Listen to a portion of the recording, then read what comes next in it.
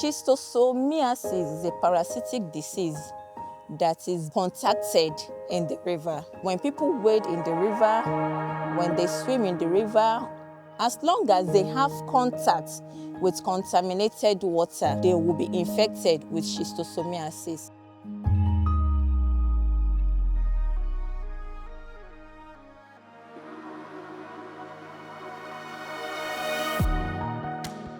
Without a lot of awareness to our people, many people don't consider schisto somebody that is having terminal hematuria as a sickness. You get to some community, they take it as a sign of maturity. Just like the boy is growing up, he has to pass through it. So it's such program that brings awareness to people that no, this is not maturity. This is a disease that can be treated, that can be cured. For the 20 million plus children that are at risk of developing worm infections in Nigeria, Evidence Action is currently supporting the Ministry of Health, the Neglected Tropical Disease Department, to treat children for worms in 5 states. Now, the 5 states include Cross River and River states in the south-south. In the southwest, we have Lagos, we have Ogun, and we have Oyo State. Evidence Action, as an evidence-based organization, does a thorough job in terms of the technical assistance model for all the programs we implement. It provides opportunity to make decisions collaboratively with the government. 2017, we got the support of Evidence Action. That was the very first time we'll have a statewide school deworming activity, and I'm happy to tell you that it is a milestone in the history of our state, Ogun State. When we go to each of the schools and they say, oh, we are aware that you are the people who come to distribute praziquantel, that means that to a greater extent, success has been achieved by the deworming program. And it is because of that they are accepting us to give us their sample so that we're able to analyze and tell them what is the current status. Mi fẹ́ kí ara ọmọ máa yá torí education wọn. Tára ọmọ bá yá, ìyẹn náà ara èèyàn yá náà ni.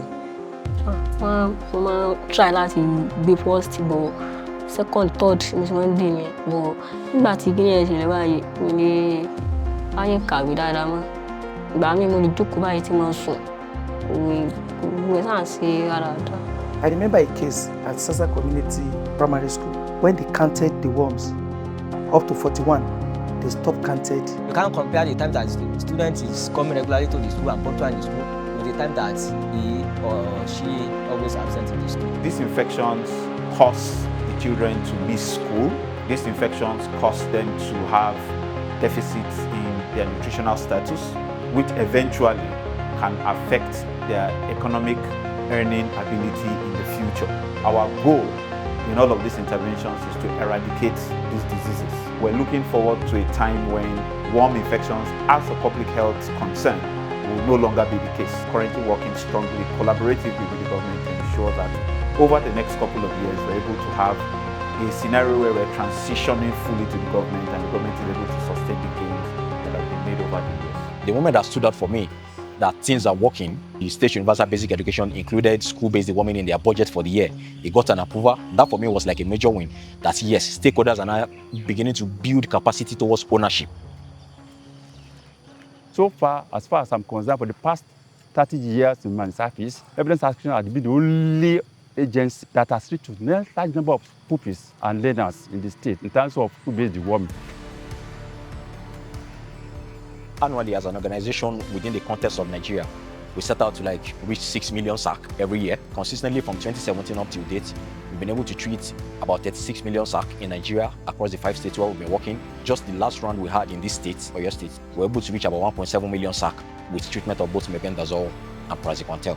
The deworming program is free of charge. The students are not asked to pay any amount. So I think this one should continue.